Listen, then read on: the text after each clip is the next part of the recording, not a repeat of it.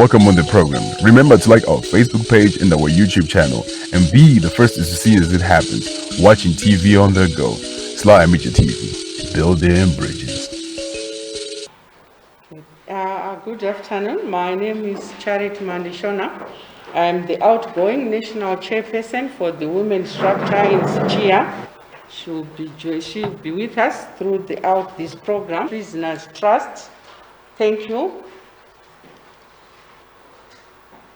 Hello everyone, my name is Lucy Yasili. Everyone, my name is Peter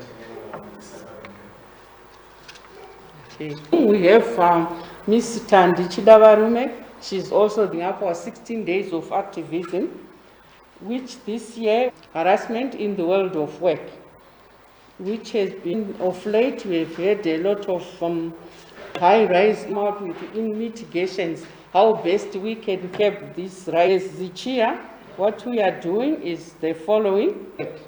When we talk of the world of work, we are not talking of the informal issues of ending GBV in the world of work, to raise awareness and preparedness of a country and left more people more miserable and poor. 19. Then we also want to reinforce the organization, and there's need for the national government to, because of late it has been quiet, so and violence. They don't know now that domestic violence is a crime. Our workers are recognized as key contributors to the national gross domestic production. Then the last one is influence the council economy, as they are trying to earn a living at the same time fighting against COVID-19. Zichia shares its responses to COVID-19 implications. What we have done as Zichia to curb COVID-19 implications, we have come up with a resilient fund, which we are giving to our members, be it rural, be it urban, so that they come up with projects which they can help them to sustain the family and also for food security. And also we have started a movement building for them to be together, because now, because of COVID-19, people are sort of fragmented. So we've come up with a movement building program whereby we're teaching our members how to build the movement within the communities, citing a cause where they can all rally behind one. Like in this issue, we looked at issues of health, skills development, governance, which also has helped our members to really understand the Constitution, their rights within the Constitution, and on health, how best they can keep themselves health in a country which has been hit by the collapse of the economy and also by the coming of Cyclone Idai last year and this year's COVID-19. This is the chair members have provided resilient funding to, the chair has provided resilient funding to women members to embark on projects where some are in value addition, farming, market gardening, and poultry projects. Thank you.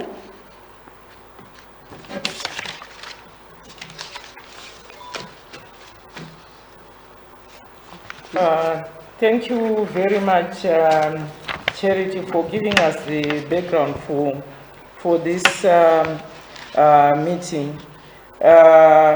We meet in several platforms with Zichia.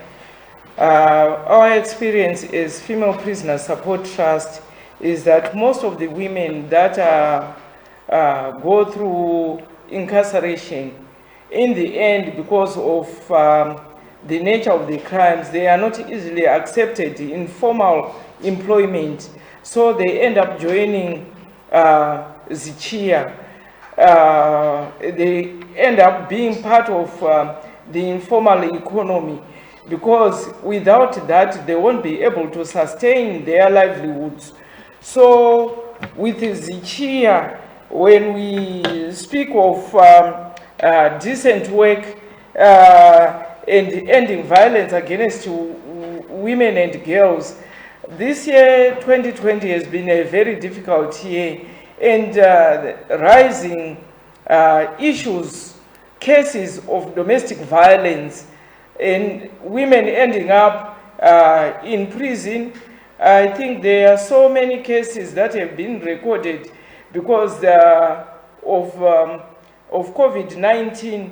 Men were not going to work, women are at home, and they study each other, the patterns, they really change, thereby causing violence in the home, because some men, they lost their jobs, even the women who were going for informal economy.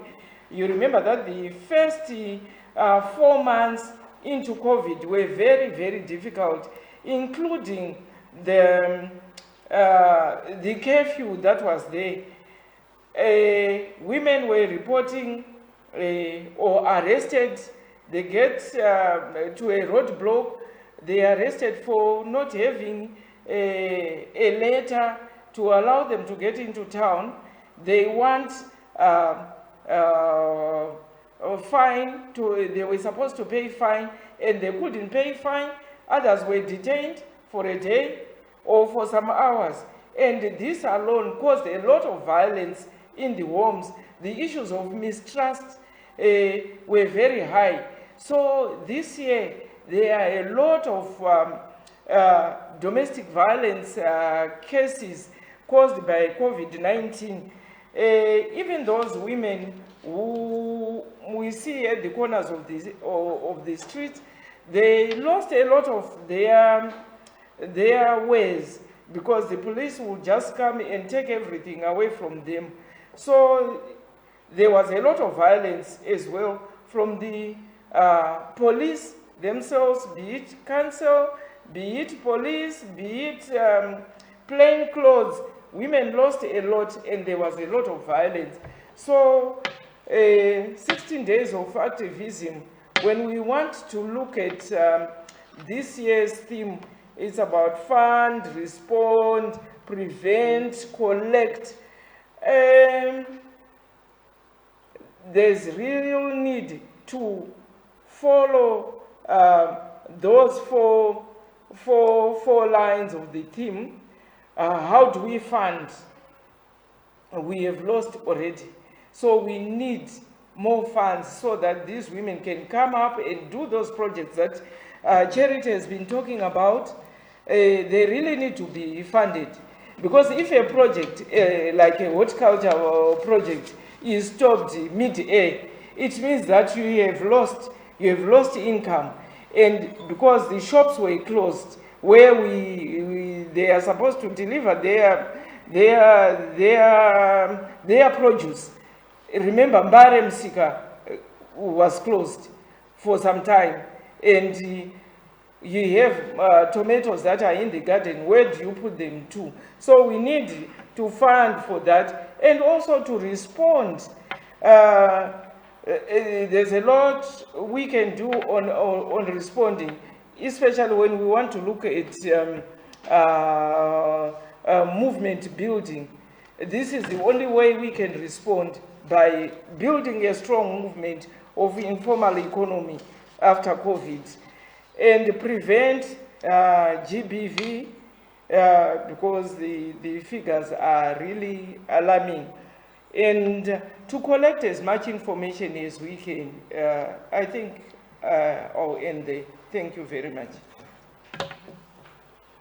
Thank you so much. I think as women in law in Southern Africa, one of the entry points that we've had is with the National Development Strategy, because the National Development Strategy informs government's priorities in terms of what they will fund, in terms of the policy framework that all the other sectors are going to base their interventions in the next coming 5 years.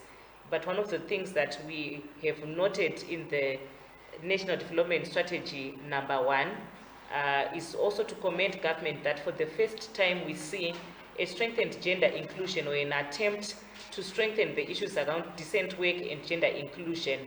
They really speak about women's participation in levels of decision making is one of the key areas that needs to be focused on.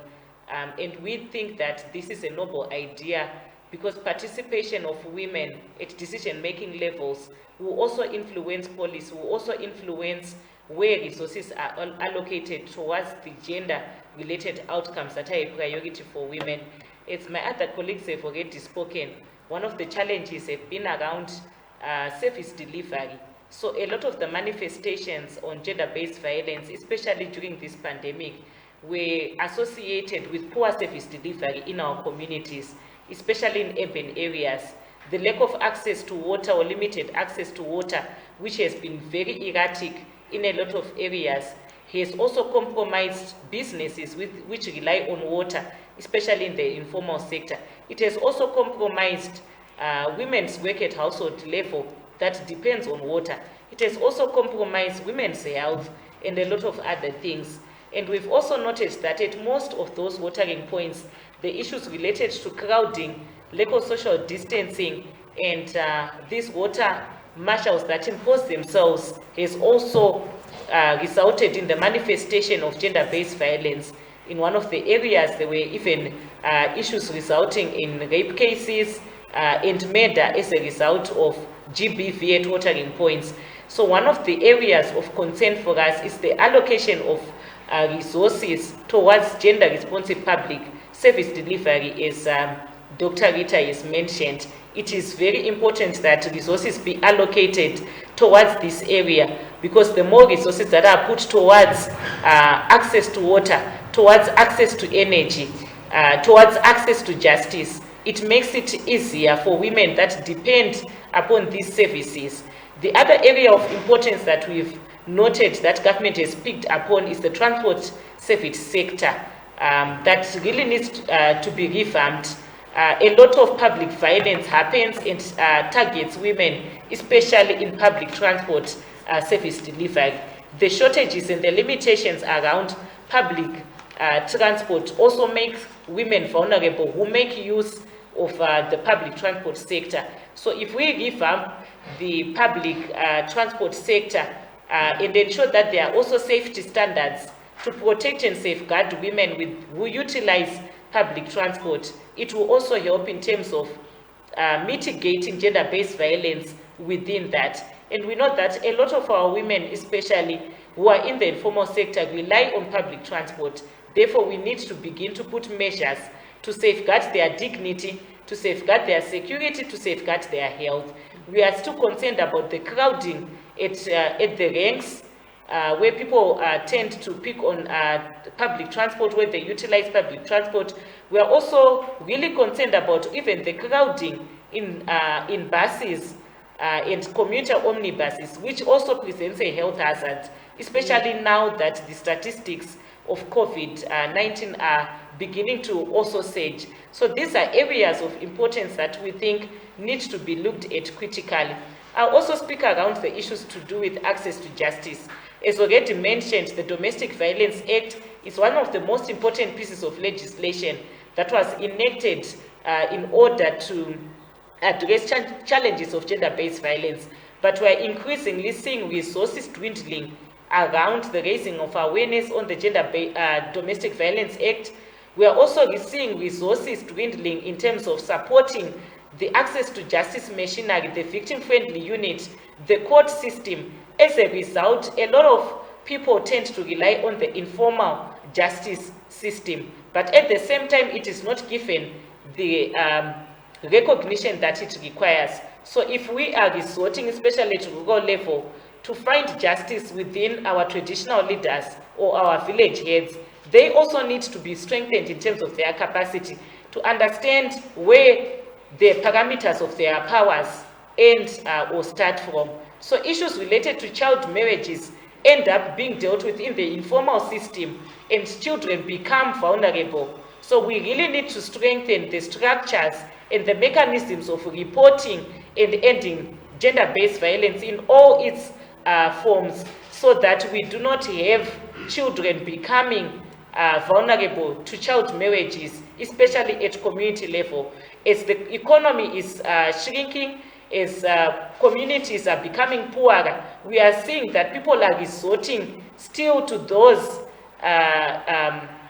cultural norms and where they would pledge their children for marriage. So we need to end these practices. We need to support our communities. We need to support our children and our women by ensuring that we report cases of gender-based violence, especially through the formal justice delivery system, so that we end a culture of impunity.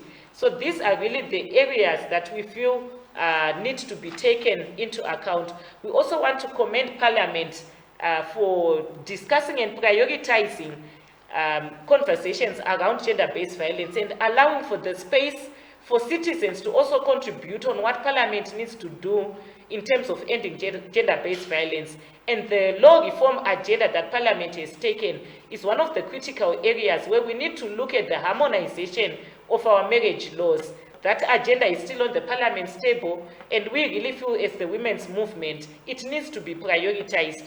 We cannot still continue to have various forms of age groups for marriage. We need to ensure that we abide by our constitution, where 18 remains as the age of marriage, so that we protect our children, we end child marriage. So I would really implore Parliament to take seriously the issue of the harmonization of the marriage laws in Zimbabwe, which has been an outstanding issue in terms of law reform agenda. We also need to deal with the ages of consent to sex and come up with an age of consent to sex that also reduces vulnerability of sexual exploitation amongst young children, both boys and girls. So these are issues that, in terms of law reform, we feel need to be prioritized in terms of the reform of the Criminal Law and Codification Act. The last issue I'll talk about is the sexual harassment laws. As my colleagues have already pointed out, in terms of aligning our laws to the convention, the ILO Convention 190 that talks about violence and harassment. So we need to align our labor laws to strengthen the sexual harassment clauses in our current labor laws that still fall short in terms of defining what is sexual harassment. At the current moment, the law does not fully define the various forms of sexual harassment. We need to ensure that women in the workplace, whether they are formally employed or informally employed, they are protected from all forms of sexual harassment and violence in the workplace. So these are areas of concern.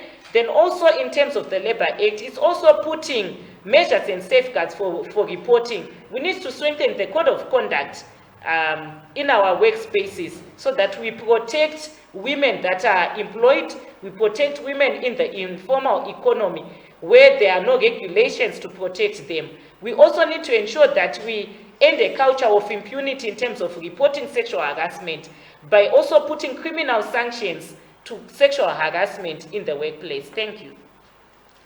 Thank you very much. Maybe we can cross over to Mrs. Chidavarume. She's on virtual. Over to you, Tandy.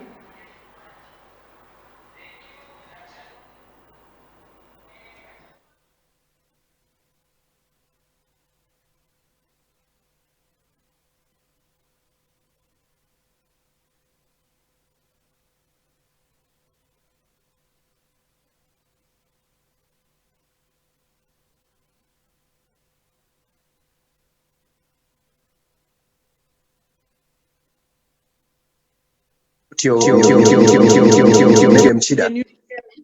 you hear me? Yes, we need your video on. Oh, okay. Thank you, agricultural labor, but they are less recognized with note that in terms of their contributions in and ensure that the nation is food secure. And we have noticed, and at family level, as the women start to ask for the land, they will be working on to grow what they want to grow and to sell that which they have. And these women, because of COVID-19, most of them, COVID-19 restrictions were imposed. They had a lot of post-harvest. They require a lot of chemicals, a lot of fertilizers. There's a lot of 19. Most of them were access the markets because of travel. They were hiring these public transport. They were very, very, very expensive, wanting them to produce proper papers that they're saying that they've recorded great losses in their agric production cycles. And we have noted that apart from COVID-19, because of climate change that we are experiencing in the world, most of them are also affected. And when there is hunger in the home, when there is hunger in the family, it means a lot of GBV. There will be a lot of fighting. We have noted that because of climate change, we have noted a lot of early child marriages, especially in the areas, in the most remote areas of Zimbabwe, where a family will then trade a girl child to get some few bags of maize because the family will be hungry. And then, we also have noted that in terms of participation of women in the committees that were made during this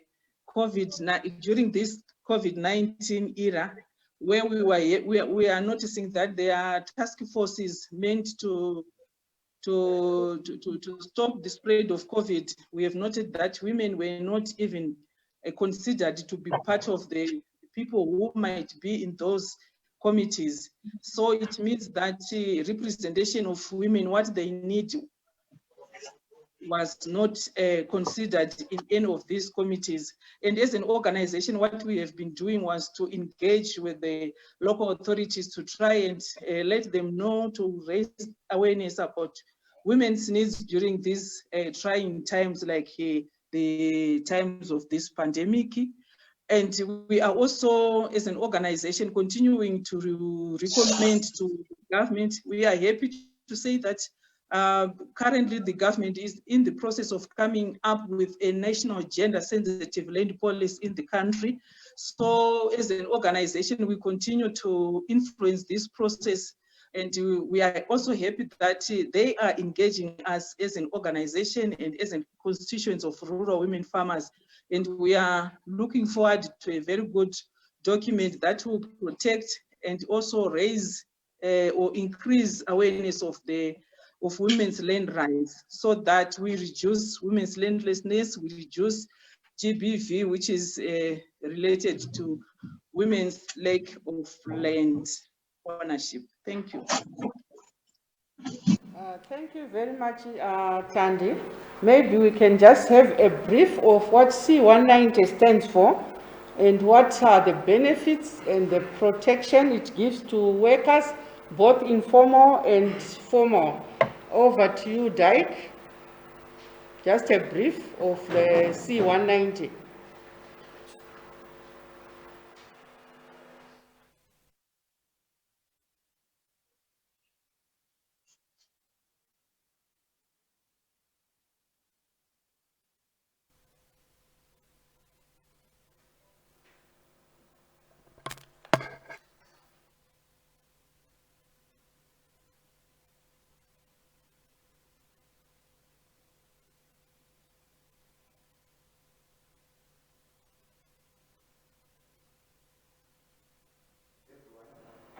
My name is I'm the Information Officer for Zimbabwe Chamber of Informal Economy Associations.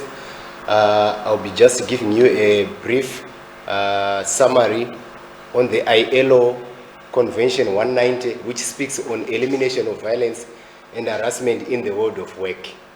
So we are saying the ILO, which consists of the government, the labor, and the workers, made history by adopting the ILO Convention 190 in June 2019, which speaks on eliminating violence and harassment in the world of work. So this convention is binding for member countries to ratify it, like Zimbabwe is also a member of the ILO. So this convention is also supported by a recommendation, which is recommendation 206 of 2019, which is not binding but also provides a useful guidance on how the convention could be applied. The Convention 190, which speaks on violence and harassment, is strong and practical, provides a clear framework for action and opportunity to shape future of work based on dignity and respect, free from violence and harassment. the right of everyone to a world of work free from violence and harassment has never before been clearly articulated in any international treaty. So it also recognizes such behavior can constitute human rights violation or abuse. This convention represents a series of manifests. It recognizes the right to a world of work free from violence and harassment for everyone. It sets out a global framework for action based on common understanding of what violence and harassment is. This convention is inclusive. It means everyone who works is protected, irrespective of contractual status, including interns, volunteers, job applicants, persons exercising authority of an employer. It applies to public and private sectors, to informal and the formal economy, the urban and rural areas. For the informal economy, we are saying this convention is a big win because we all understand that workers in the informal economy, they work in public spaces where they come into contact with the members of the public, sometimes with law enforcement agents that may take advantage of them, sometimes force women into sexual favors in order to get spaces to do their vending. So this convention means a lot to millions and millions of workers from one part of the world to the next. Gender-based violence and harassment is specifically highlighted, and the approach also takes into account third parties. For example, clients, customers, service providers, and patients, because they can either be victims as well as perpetrators. The convention is applicable to workplaces and all work-related activities. The convention also takes into account of the fact that nowadays work does not always take place at a physical workplace. So, for example, it also covers work-related communications, including those enabled by ICT. It acknowledges that many workers face violence not only in four walls of an office or factory, but on their commutes to work, at social events, or while dealing with customers or other third parties. This convention overcomes the fragmented manner which violence and harassment has been dealt with till now, either by calling it a discrimination issue or an occupational health issue. The convention calls for violence and harassment to be prohibited in law and addressed in relevant national policies.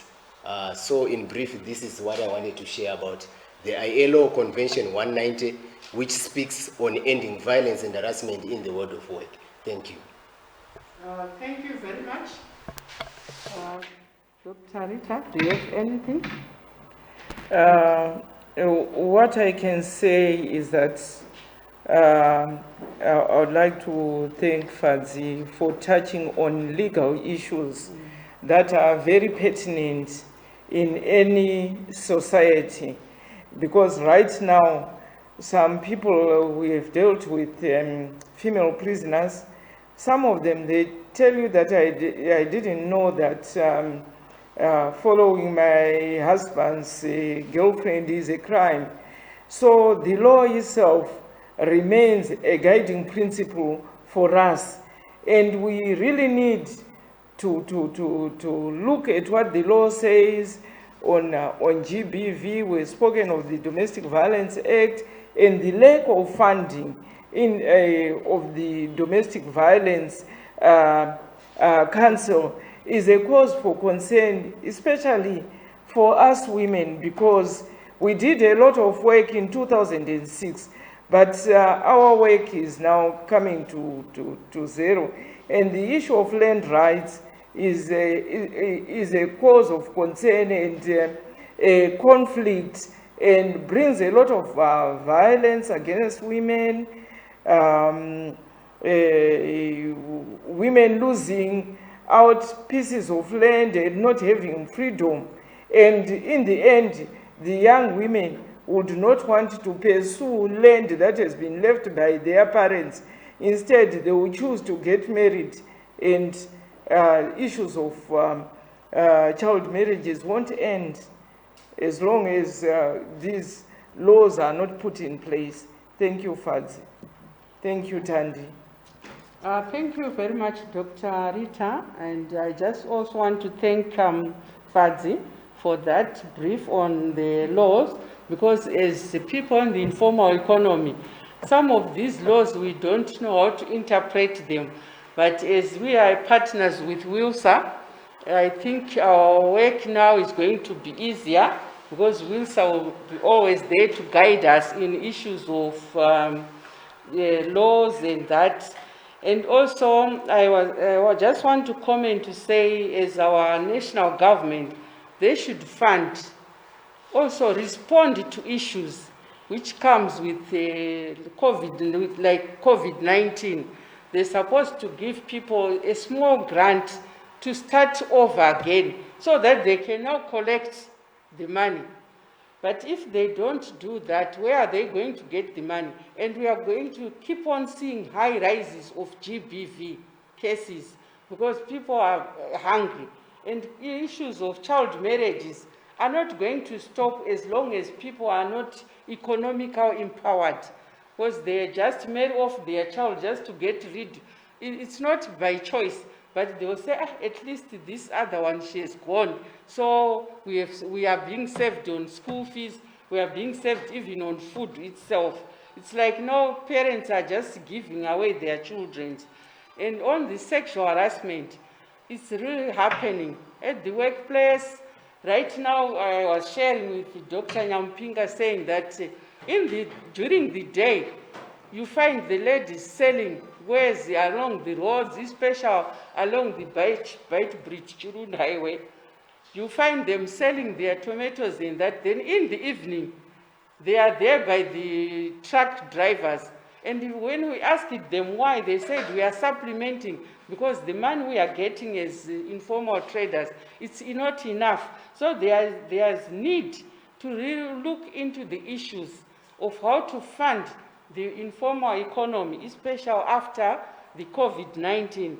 Because COVID-19, during lockdown, people had to use all that they had. And when they reopened, the police were on their backs, the council on their backs, confiscating their goods, which ended them being poorer, because one will have borrowed that money to buy the goods to sell. Then the goods are confiscated, that the debtor wants his money. You need now left nowhere. You have nothing. That's why we are now seeing a lot of suicides happening, a lot of GBV, women being beaten by their men, and the Chivu case where the woman had to kill all the children. So I think there is need also to detect those early conflicts and early result. We respond earlier before things get out of hand. Thank you. Fadzi, you have something to say?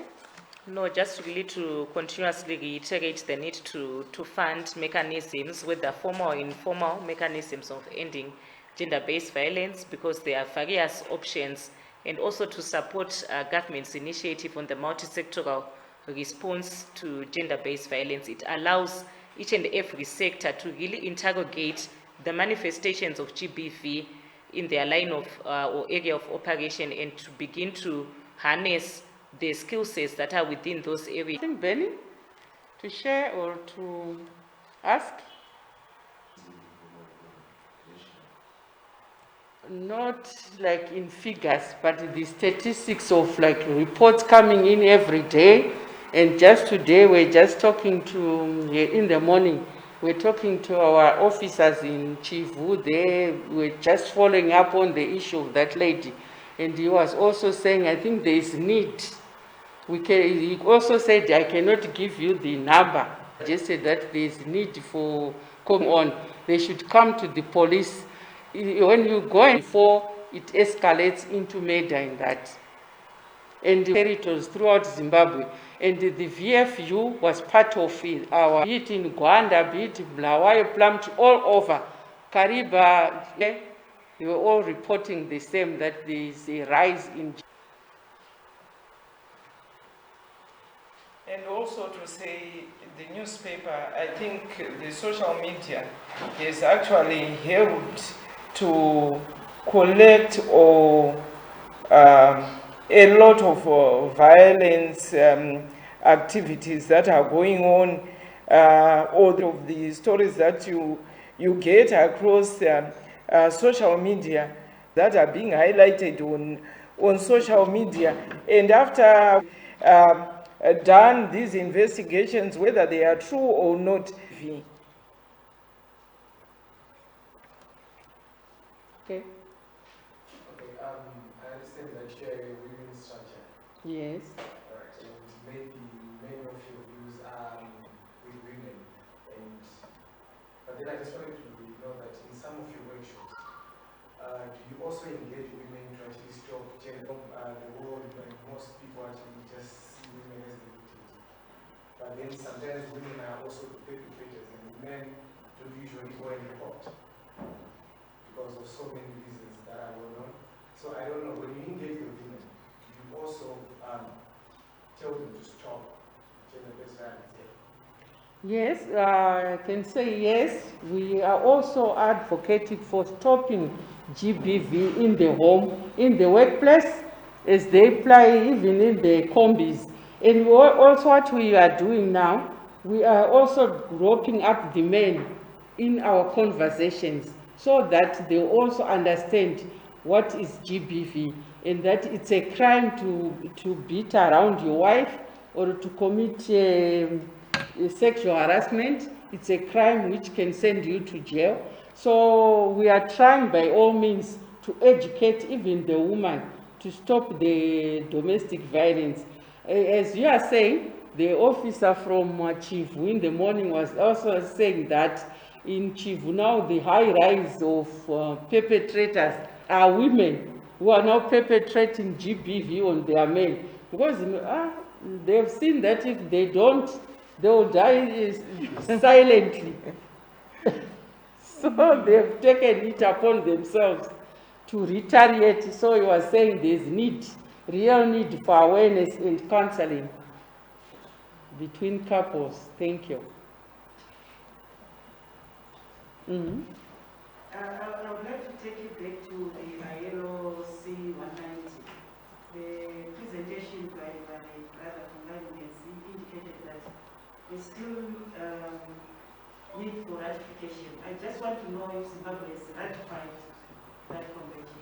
It hasn't yet, but they signed the convention, but they haven't ratified it or domesticated it. That's why now we are trying to sensitize them to say, can they domesticate and implement? But of late, Ministry of Labor has come, public service, has come up with the draft sexual harassment workplace policy, which is a positive because I think they are tapping into the ILO convention, though they don't want to say it out, but they've come up with that draft sexual harassment policy in the workplace. Have you engaged them to maybe give a push so that they fast track the process? Well, in terms of law reform, the Labour Act still remains on the agenda, and you notice that even the Gender Commission has prioritized sexual harassment, and they are also prepositioning a sexual harassment act. So beyond the policy framework, there are already conversations around a full piece of legislation that deals with sexual harassment. But in the interim, there are also measures that government still feels that there is need to, at the moment, amend the Labour Act in terms of the clause, and then also work concurrently with the policy framework that she has stated. Thank you.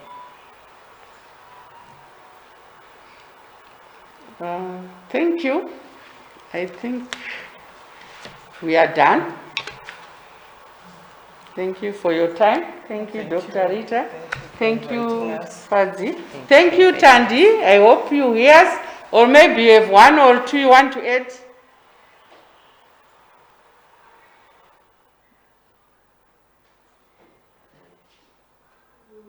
Continue to reduce gender-based violence. We need to empower women. If women are not empowered, they continue to choose or to opt to stay in abusive relationship because they won't be having any options.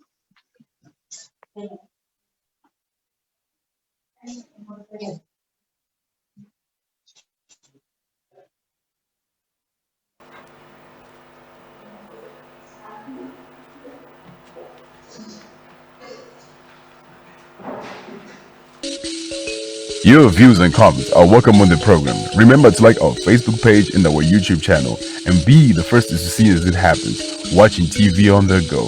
SlyMedia TV. Building bridges.